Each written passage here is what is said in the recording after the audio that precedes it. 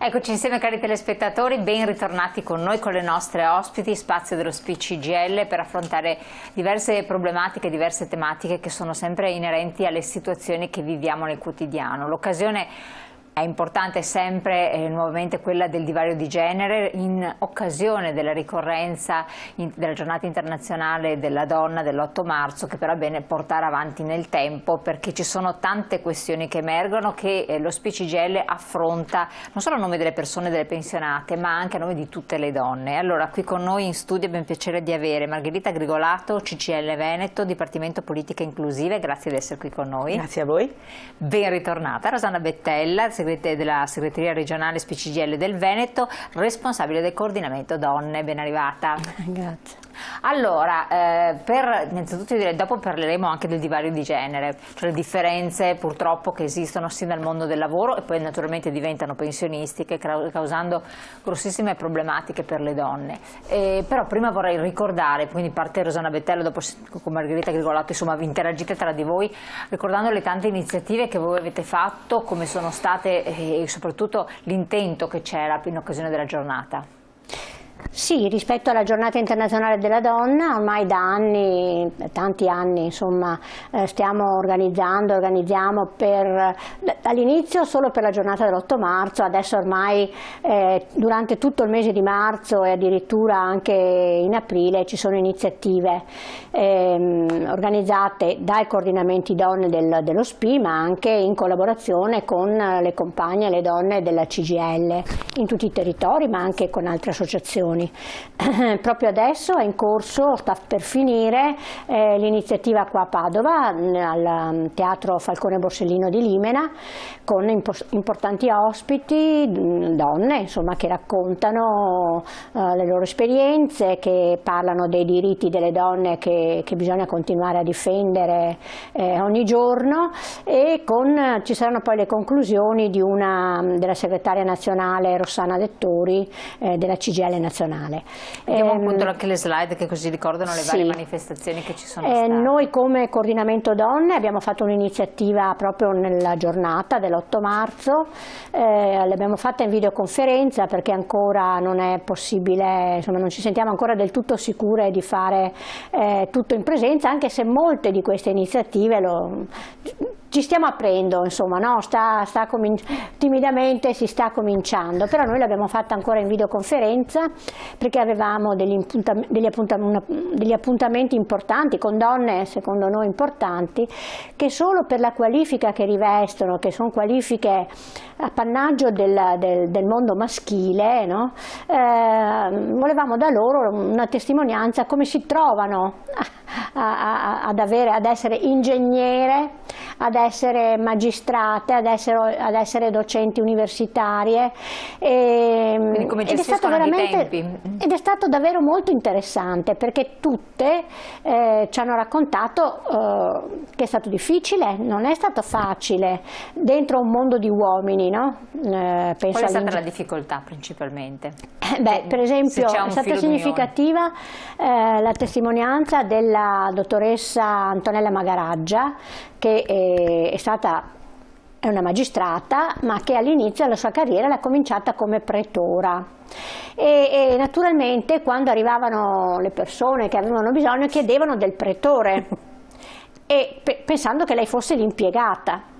E lei diceva: veramente sono io, no? E questo in più di un'occasione, e quindi anche la preoccupazione da parte loro, ogni tanto il pensiero, ma noi siamo in questo posto perché comunque negli anni è stato deciso che comunque una quota di donne deve essere presente, o perché davvero ce lo meritiamo. Tutte dicevano perché ce lo meritiamo, perché poi, e anche qua va sottolineato, che le donne sono quelle che studiano di più, sono quelle che hanno i voti migliori, no? Sono quelle che hanno davvero delle competenze importanti, purtroppo ancora non valorizzate. E quindi insomma la loro esperienza era davvero molto importante. E ovviamente questa cosa mi ha fatto pensare che quando l'ingegnere ha detto abbiamo fatto degli esami coperti, cioè nessuno sapeva il nominativo di quell'esame scritto, diciamo, le migliori erano tutte le donne, sempre e comunque le donne, vero? Sì. No, scusa, era proprio la magistrata era stata. Sì, no, quando hanno fatto il concorso, no, in magistratura, la prova scritta che era anonima, quindi è emerso. I primissimi posti erano tutte donne e poi all'orale chiaramente tutto hanno rimesso in ordine, diciamo, no? Hanno anacquato il risultato. Ecco, perché poi succede questo e ancora adesso, magari anche Margherita ce lo chiedo anche a Margherita sottolineerà, no? Il fatto che le donne quando vanno a un colloquio di lavoro... Alle donne anche adesso, anche se la legge lo vieta... Lei è CGIL Lavoro, quindi... Sì, ovviamente io seguo le lavoratrici, viene chiesto, lei ha intenzione di avere figli? A un uomo non viene chiesto mai. Mi riguardava, questi giorni mi è venuto tra le mani un video che avevo postato su Facebook qualche anno fa di una gara di atletica in cui ci sono uomini e donne e viene chiesto loro siete tutti sulla stessa linea di partenza, però io adesso vi dico alcune prerogative, fate un passo avanti e un passo indietro, e cioè siete mai stati molestati, avete mai avuto un lavoro dove vi hanno ricattato, non so, non potete usare la macchina, e praticamente i maschi erano sempre più avanti di 2 o 3 metri e le donne rimanevano indietro. Quando il commentatore dice adesso uomini giratevi e vedete se sono uguali le condizioni di partenza per un lavoro o nella vita per uomini e donne, e i maschi ovviamente come dire, hanno dovuto prendere coscienza di questa cosa. Nel mondo del lavoro, tra l'altro, la questione più evidente è stata col Covid.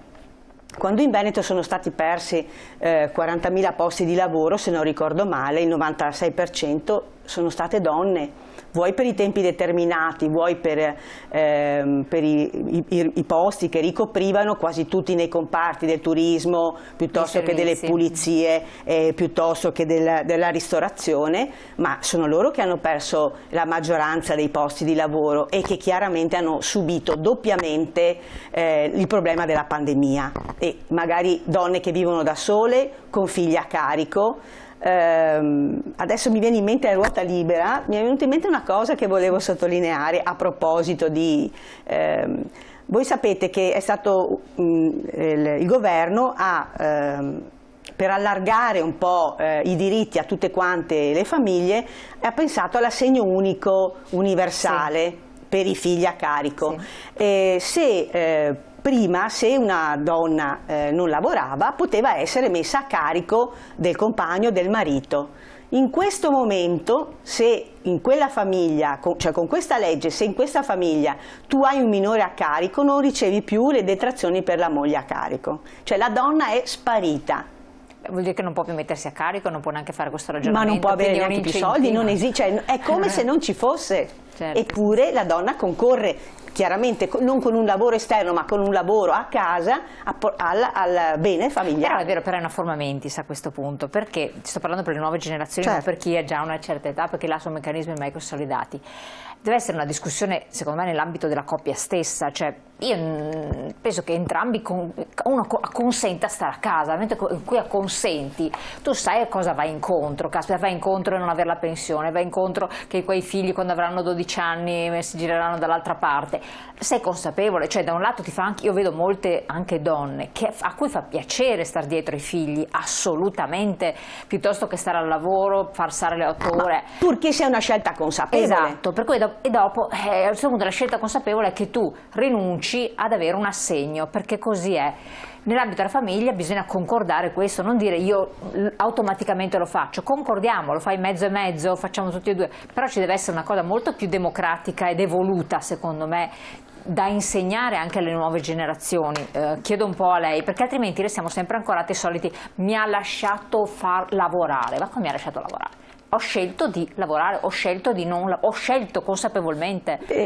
D'altro canto, credo, no? come diceva Rosanna prima, io ero all'iniziativa di Padova, di Limena, e ci ricordavano che fino al 1970, mi pare, il marito, l'uomo di casa, no, fino alla Costituzione, aveva il diritto di vita e di morte sulla moglie, sulla compagna, quindi c'era lo ius corrigendi, cioè io ti mazzolo perché devo insegnarti come devi vivere. Io ho la patria potestà dei figli, io decido e tu non erediti. Il nuovo diritto di famiglia è del 1970, per cui insomma... Per fortuna, per fare l'evoluzione, però bisogna che a un certo punto dire quella è stata storia, come dire quella è stata preistoria, se no noi siamo sempre ancorati alla storia e pensiamo ai cicli e ricicli. O no, chiedo alla parte CGIL, lavoratori, dopo alla parte invece pensionati, allora, che giustamente è un'altra storia. Io credo che negli anni 70-80 le donne, le nostre madri, abbiano conquistato parecchi diritti. Si diceva prima che la vera rivoluzione del 1900 è la rivoluzione delle donne, il fatto che le donne abbiano detto io divento madre quando voglio, con chi voglio e se voglio, perché non necessariamente la donna deve per forza diventare madre. Quello è stato il discrimine. Ma quei diritti che noi abbiamo portato che ci hanno portato a casa o che abbiamo concorso a portare a casa non sono più così diritti in questo momento. Cioè, e allora qui adesso torniamo appunto al discorso con la Rosanna Betella, cosa sta succedendo? Però un attimo solo di pubblicità, e voi se volete scrivere i vostri messaggi, un piccolo intervallo, tra poco.